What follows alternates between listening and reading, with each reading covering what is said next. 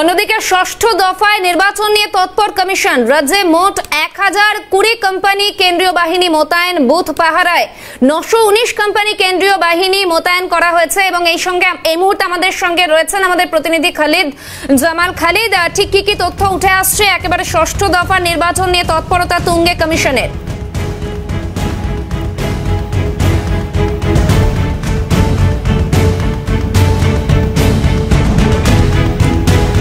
খালিদ, শোনা যাচ্ছে?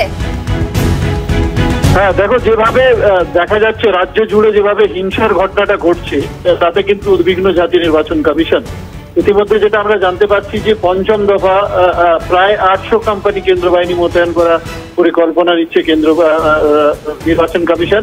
পাশাপাশি তোমাকে জানিয়ে রাখি যে ষষ্ঠ দফা নির্বাচনে 1020 কোম্পানি কিন্তু কেন্দ্র বাহিনী, অর্থাৎ লক্ষ অধিক কেন্দ্র বাহিনী কিন্তু মোতায়েন করা চিন্তা ভাবনা করছে জাতীয় নির্বাচন কমিশন।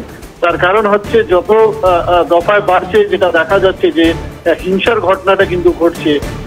বিগত কয়েকদিন ধরে আমরা দেখছি যে প্রত্যেকটা জায়গা কিন্তু নির্বাচনের পরে এবং পোলের আগে কিন্তু যেটা দেখা যাচ্ছে বিভিন্ন জায়গা হিংসা ঘটনা ঘটছে। সেই পরিপ্রেক্ষিতে কিন্তু যে সিদ্ধান্তটা নেওয়া হয়েছে যে পঞ্চম দফায় 800 কোম্পানির কাছাকাছি এবং ষষ্ঠ দফায় প্রায় 1020 কোম্পানি কেন্দ্র বাহিনী মোতায়েন করা হবে।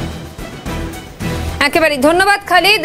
সঙ্গে ছিলেন আমাদের প্রতিনিধি খালিদ জামাল।